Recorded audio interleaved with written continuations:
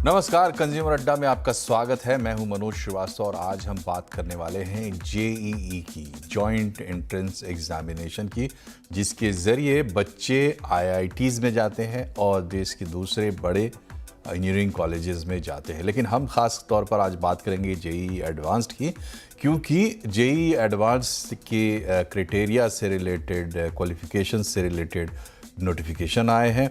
और जैसा कि आपको पता है, ये जो पूरा स्ट्रक्चर है इंजीनियरिंग एजुकेशन का, उसके टॉप पर आईआईटीज़ है, जेईई एडवांस है, और वहीं से कहीं ना कहीं सब कुछ लिंक्ड है। नहीं है तो होना चाहिए, और लेकिन असर तो उसी का है, वही कह सकते हैं आप, उसका कैस्केडिंग इफेक्ट बाकी सब जगह हम देखने को हमें मिलता है।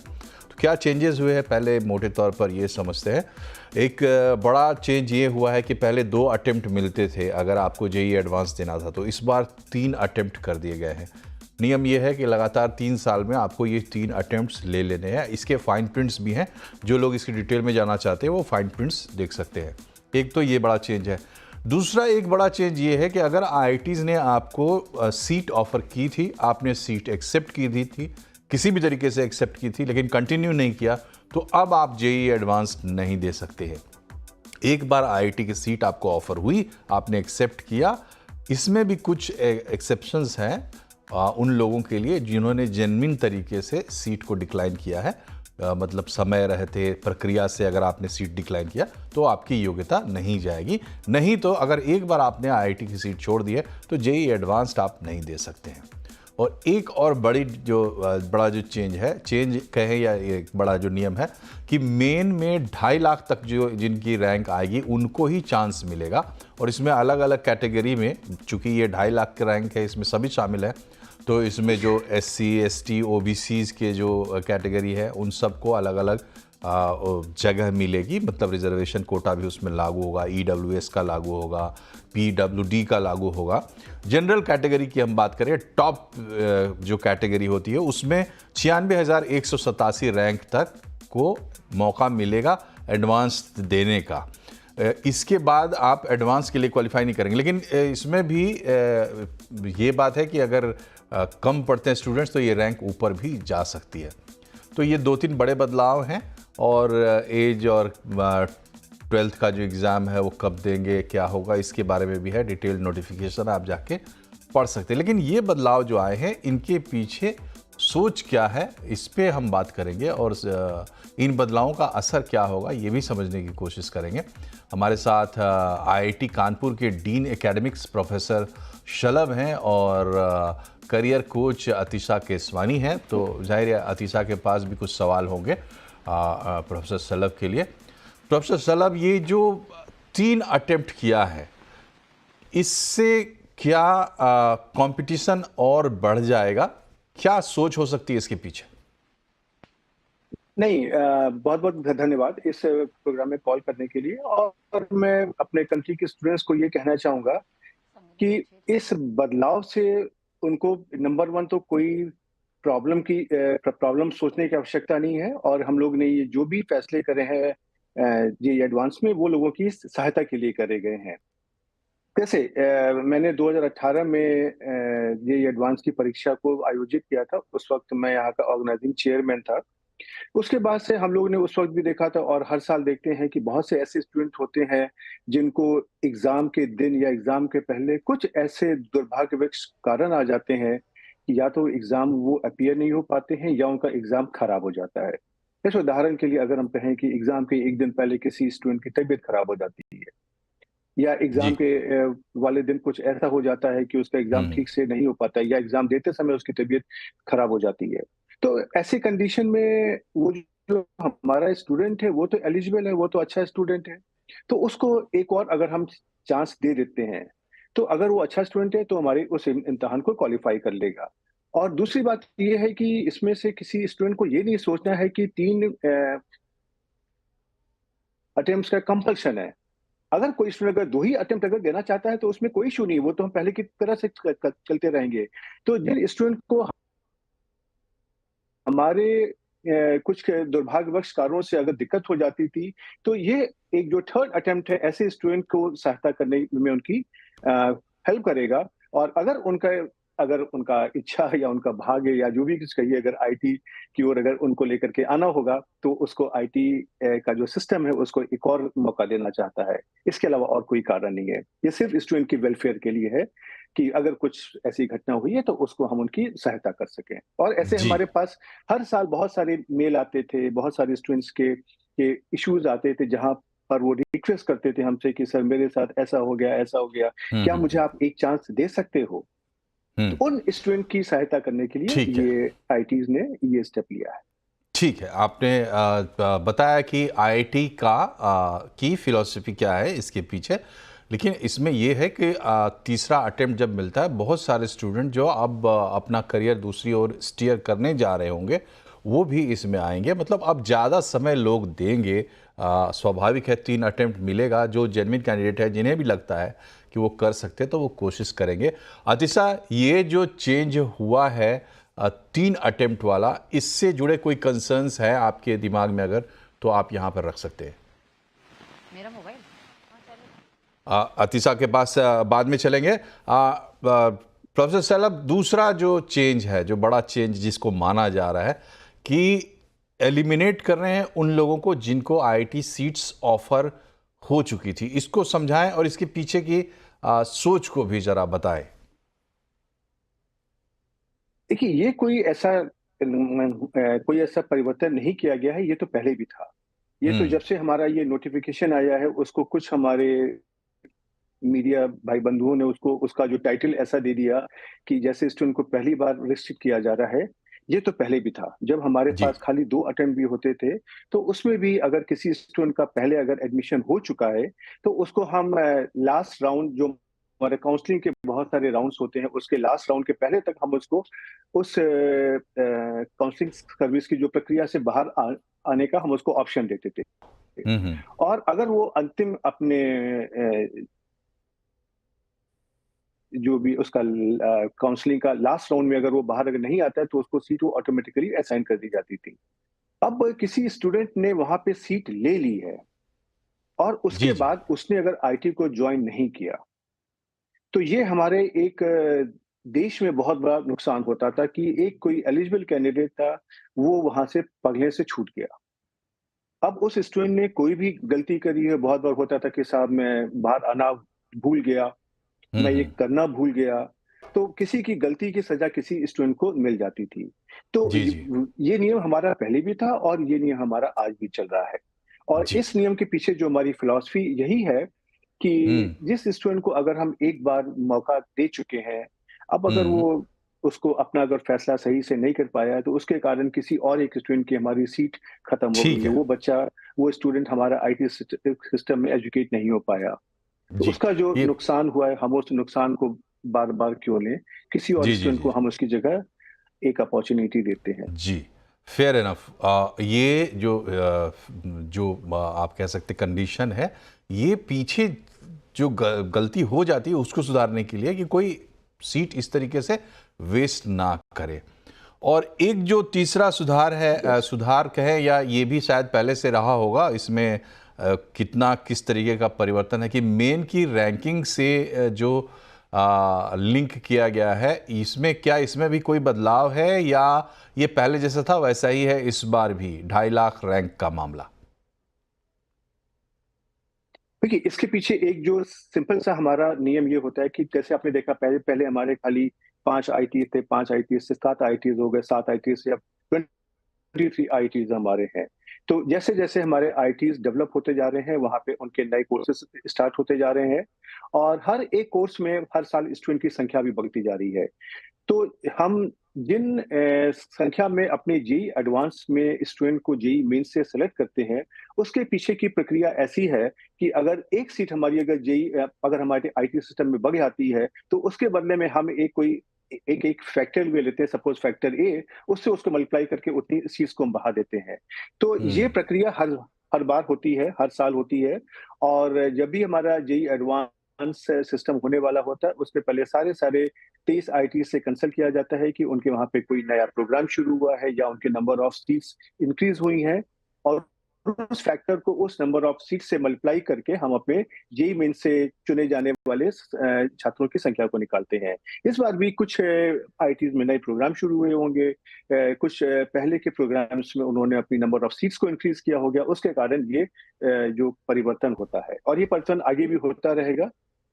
और उसमें से हमारा आइडिया वही है कि अगर हमारे आईटी सिस्टम में अगर सीट बढ़ रही है तो उसी प्रोपोर्शन में हमको अपने जेईई मेंस में भी सीट को बढ़ाना चाहिए, कर दैट कि हमारा जो लेवल ऑफ कंपटीशन मेंटेन रहे। जी, तो जो चेंजेस आईआईटीज ने किए, आईआईटी कानपुर ने किए हैं, इस बार जिम्मा आईआईटी कानपुर के पास है, तो उन चेंजेस को सही पर्सपेक्टिव में देख सके पेरेंट्स, टीचर्स, बच्चे और बाकी लोग भी, इसके लिए हमने ये प्रोग्राम रखा था और इसलिए हमने आईआईटी कानपुर से ही बुलाया है। डीन एकेडमिक्स हमारे साथ हैं, अतिशा हैं करियर कोच। अतिशा, ये बताइए जो इस वक्त का सिनारियो है जेईई एडवांस्ड 2025 को लेकर, उस बीच से अगर आपके मन में कोई सवाल है जिनके जवाब दे सकते हैं प्रोफेसर साहब, तो आप प्लीज़ रखें पब्लिक के सामने।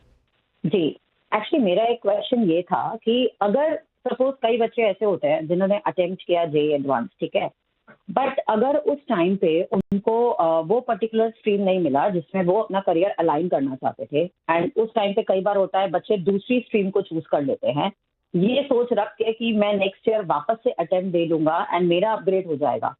तो इस सिचुएशन में आप ऐसे बच्चे को क्या गाइडेंस देना चाहते हैं? बिकॉज परसिस्टेंस भी उतना ही मैटर करता है ना, मतलब उनका devotion towards going and studying in IIT उतना ही मैटर करता है, और उन्होंने इतने साल मेहनत भी की होती है, 11th एंड 12th में पूरा प्रिपरेशन किया होता है।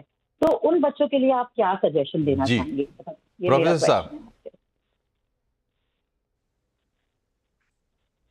देखिए, एक में ये बहुत इंटरेस्टिंग टॉपिक एक्चुअली में है। और आप अगर कभी जो हमारे क्लास 12 के स्टूडेंट का पास करके हमारी जेईई सिस्टम में आता है, आप अगर उसको एक सवाल पूछिए कि उसको केमिकल इंजीनियरिंग, केमिकल और chemistry, mechanical engineering, civil engineering में क्या पता है, कि आईटी सिस्टम में उसकी किस प्रकार से पढ़ाई लिखाई होती है। यूजुअली मेरा एक्सपीरियंस ये है कि उस वक्त बच्चे हमारे क्लास 12 में होते हैं, उनको फिजिक्स, केमिस्ट्री, मैथ की बहुत अच्छी नॉलेज होती है, लेकिन आगे इंजीनियरिंग में किस तरह की पढ़ाई करनी है, किस तरह की उनकी ट्रेनिंग होती है, उसके बारे में कुछ भी नहीं मालूम होता है।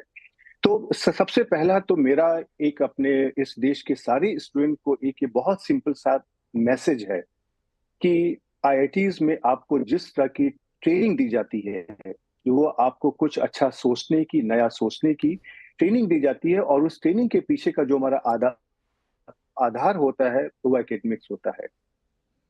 हम अपने स्टूडेंट्स को जीवन में सफलता को प्राप्त करने के लिए जो हम ट्रेनिंग देते हैं, उसके पीछे हमारा आधार हमारी एकेडमिक्स होता है। अब जब अगर आपको अपने जीवन में सफलता लेकर के आनी है, तो चाहे वो मैकेनिकल इंजीनियरिंग हो, केमिकल इंजीनियरिंग हो, उससे क्या फर्क पड़ता है? पहली बात तो ये है। दूसरी बात यह है कि आपका जो बेसिकली आपको सब्जेक्ट से मतलब नहीं होता है, आपको होता है कि आपको जो अपनी नौकरी फ्यूचर में करनी है, आप उस एरिया में करना चाहते हो। तो जो हमारा आईटी सिस्टम है बहुत ही फ्लेक्सिबल है, और इसमें तो हमारी एनईपी की बात भी हम कर रहे हैं, उसके अंदर बाकी जगह के सिस्टम को भी बहुत फ्लेक्सिबल किया जा रहा है। तो हमारे यहाँ पे हरदम ये अपॉर्चुनिटी होती है कि अगर आपने किसी एक अगर ब्रांच में एडमिशन लिया है, किसी एक डिपार्टमेंट में एडमिशन लिया है, तो आप बाकी डिपार्टमेंट से भी आप अपनी एजुकेशन को पढ़ सकते हैं। कि केमिकल इंजीनियरिंग का जो स्टूडेंट है उसको कंप्यूटर साइंस के भी कोर्सेज कर सकता है, मैकेनिकल इंजीनियरिंग का स्टूडेंट्स है वो केमिस्ट्री के भी कोर्सेज कर सकता है। इस तरह की बहुत अच्छी फ्लेक्सिबिलिटी होती है। तो सबसे पहले अगर आपका एडमिशन होता है तो इस कारण से कि आपको ये सब्जेक्ट नहीं मिला, ये डिपार्टमेंट नहीं मिला और ये आईटी नहीं मिला, इसके लिए अपने उस ऑप्शन को ड्रॉप करने की कोई आवश्यकता नहीं है। आपका जीवन अभी शुरू नहीं हुआ है, ठीक है। आपका जीवन तो 4 साल 5 साल के बाद की ट्रेनिंग के बाद शुरू होगा। ठीक है प्रोफेसर साहब, ये पॉइंट तो क्लियर हो गया। और एक कॉस्ट बेनिफिट एनालिसिस भी होती है कि अगर एक आईआईटी का सीट है वो वेस्ट हो रहा है कहीं से भी, उसके बदले में क्या अपॉर्चुनिटी निकल रही है उस ग्राउंड पे भी। बहरहाल अतिशा, आप अपना अगला सवाल सोच के रखिए तब तक प्रोफेसर शलभ, आप ये बताइए कि ये जो आईआईटी कानपुर में इस बार ओलंपियाड से एंट्री की बात हो रही है, ये क्या बिल्कुल नया प्रयोग तो नहीं है? और भी जगह ऐसा होता रहा है, आईआईटीज में शायद पहली बार है। तो मतलब जेई क्या सफिशिएंट नहीं था? आप या वो लोग जेई के थ्रू नहीं आ सकते थे जो सब्जेक्ट में बहुत अच्छे हैं? मतलब क्या आधार क्या है? देखिए, जो पहली बात तो जो हमारा ओलंपियाड के द्वारा जो हमारे एडमिशन्स हो रहे हैं वो पहली बार नहीं हो रहे हैं। ये आईटी बॉम्बे में बहुत पहले से हो रहे हैं, लेकिन वो खाली मैथमेटिक्स सब्जेक्ट में होते थे। उसके बाद से आईटी गांधीनगर के अंदर भी स्टार्ट हुआ था। अब उसको आईटी कानपुर ने भी इम्प्लीमेंट किया है, और इसके पीछे की सोच हमारी बहुत सिंपल सी है। हम जेईई एडवांस के द्वारा क्या करते हैं? हम जेईई एडवांस के द्वारा जिन बच्चों की हमारे फिजिक्स, केमिस्ट्री, मैथमेटिक्स या साइंस सब्जेक्ट में रुचि होती है, उनको हम छांटने की कोशिश करते हैं। हम अपने इम्तिहान को इस प्रकार से करते हैं कि जो हमारे कंट्री के बेस्ट स्टूडेंट्स हैं, जिनको हमारे पास फिजिक्स, केमिस्ट्री, मैथमेटिक्स या साइंस सब्जेक्ट्स आते हैं, मैथमेटिक्स में बहुत अच्छा है या फिजिक्स में बहुत अच्छा है या किसी एक सब्जेक्ट में बहुत अच्छा कर रहा है, अब उसका किसी और नहीं हो पाता है, इसका मतलब ये तो बिल्कुल भी नहीं है कि वो हमारा स्टूडेंट कैपेबल नहीं है। स्टूडेंट तो कैपेबल है। तो इस तरह के स्टूडेंट को अगर हम बाहर छांटना चाहते हैं, तो उसके लिए हमने एक ये नया तरीका निकाला है। उदाहरण के लिए अगर हम कहें कि मैथमेटिक्स में मिस्टर रामानुजम जी का कितना नाम है, क्या उनके बराबर का कोई मैथमेटिशियन आज हमारी कंट्री में कोई हुआ है? उनका बहुत ऊंचा नाम है। अगर वो तो क्या जेईई एडवांस क्लियर नहीं करते तो क्या वो अच्छे मैथमेटिशियन नहीं होते? तो इस तरह के बच्चों को जिनको हम एक और अपॉर्चुनिटी देना चाहते हैं कि जिनके पास साइंस सब्जेक्ट की बहुत अच्छी कैपेबिलिटी है, जी, जी। उसके द्वारा हम अपने नए उस तरह के बच्चे को सेलेक्ट करना चाहते हैं। इसके अलावा जी, जी। और कोई कारण नहीं है। हम सिर्फ जी, जी। एक अपनी जो क्वालिटी को हम एक और तरीके से जज करना चाहते हैं, बच्चों की क्वालिटी को। जी, जी। प्रोफेसर साहब, ये बात आपकी जो है वो समझ में आ गई, और देखिए हम तो यही कहना चाहते हैं देश के लोगों की तरफ से और स्टूडेंट्स की तरफ से कि आप बिल्कुल टॉप पर बैठे हैं। आईआईटीज़ उस जगह पे हैं जहाँ से देश की पूरी मतलब कितना बड़ा आप अपना दिल करते हैं, उतना बड़ा चेंज आप इस देश में ला सकते हैं। अभी तक आपने एक बड़ी अच्छी बात कही कि जो पैकेज का जो सोच है ना, लोगों के पैकेज का चश्मा पहन के रखा है और आईआईटीज़ को भी उसी हिसाब से देखते हैं, उसको भी तोड़ के फेंकने की ज़रूरत है। बहरहाल यहाँ एक छोटे से ब्रेक के लिए हम रुक रहे हैं। ब्रेक के बाद आशीषा के सवाल लेंगे, बने रहिए हमारे साथ।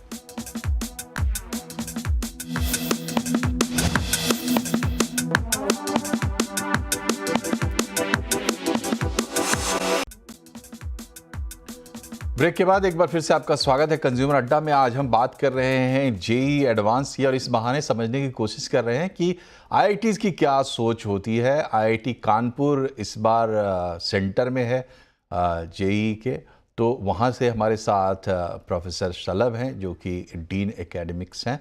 तो उनसे अच्छा कौन हो सकता है जिनसे हम क्लियरली सवाल पूछ सके। आतिशा, आपका अगला सवाल। मेरा नेक्स्ट क्वेश्चन ये है कि हमेशा बोला जाता है बिफोर गिविंग जेईई एडवांस्ड कि 75% should be there in the board exams. ये क्या एडवांस देने से मतलब पहले का एलिजिबिलिटी क्राइटेरिया होता है, और एल्स ये काउंसलिंग के टाइम होता है? बिकॉज बहुत सारे कैंडिडेट्स ये क्वेरी लेके आते हैं जिसका हम आंसर भी देते हैं, बट अगेन मैं आपसे ये आंसर जानना चाहूंगी because I believe you are the absolutely correct person जो मुझे ये आंसर दे सकते हैं। एंड अकॉर्डिंगली अगर कोई बच्चा 75% से बहुत माइन्यूटली कम स्कोर कर रहा है बट जेईई मेंस में अच्छा करके आ रहा है, तो उसके लिए क्या रिडेम्पशन मिल सकता है? अच्छा जी, आई थिंक आपका सवाल बहुत ही जायज सवाल है और बहुत से स्टूडेंट इसमें कंफ्यूज रहते हैं। देखिए, नियम बहुत ही सिंपल सा है। उसमें आप अगर देखेंगे हमारे पास दो तरह के क्राइटेरिया होते हैं।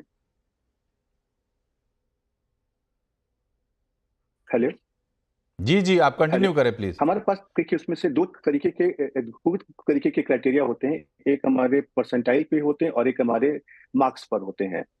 और तो 75% मार्क्स का जो इंटरप्रिटेशन है वो 75% ही होता है।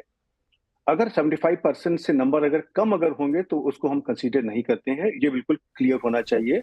और ये 75% मार्क्स का जो हमारे जेई के जो Okay. के जो मार्क्स है, जेई की परफॉर्मेंस है, दोनों इससे बिल्कुल इंडिपेंडेंट होता है। अगर उसने जेई में उसने टॉप भी किया है, लेकिन अगर उसके क्लास 12 के जो क्राइटेरिया को क्वालिफाई नहीं कर रहा है, तो उसको जेई एडवांस में एडमिशन नहीं दिया जाएगा। और इस क्राइटेरिया का जो भी इम्प्लीमेंटेशन उस स्टेज पे होता है जब हमारे कैंडिडेट का जेई एडवांस में सिलेक्शन हो जाता है, उसके बाद में, और जब वो आईटी में एडमिशन लेने के लिए आता है, उस वक्त हम उसको क्रॉस चेक करते हैं।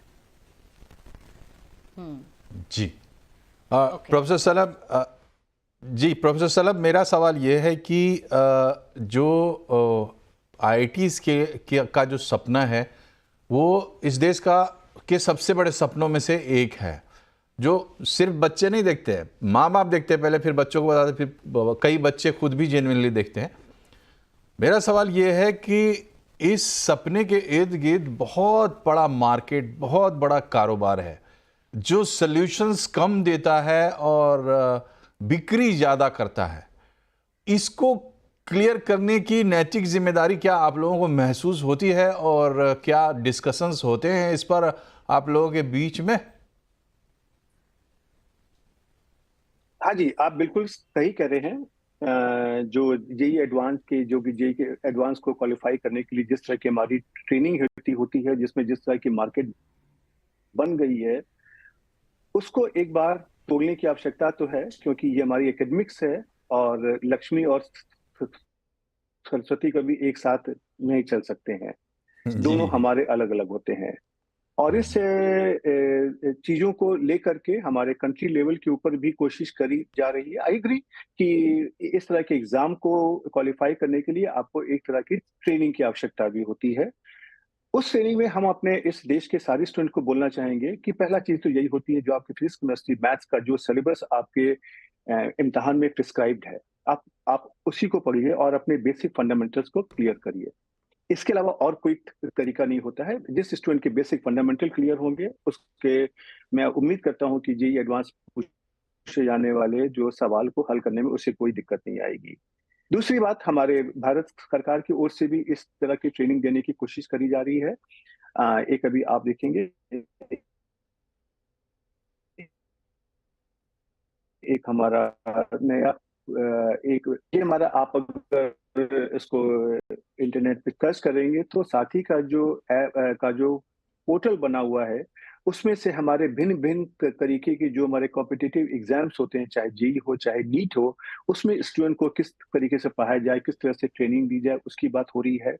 हमारे में कई सारे जो टीवी चैनल्स पे जो हमारे प्रोफेसर्स होते हैं आईटीज के, वो जाकर के बच्चों को पढ़ाने की पढ़ाते हैं। अगर स्टूडेंट चाहे तो वहां से भी पढ़ सकते हैं, लेकिन कभी कभी हमारे स्टूडेंट जो एडवर्टीजमेंट का जमाना है उससे ज्यादा अट्रैक्ट हो जाते हैं। उसके लिए आई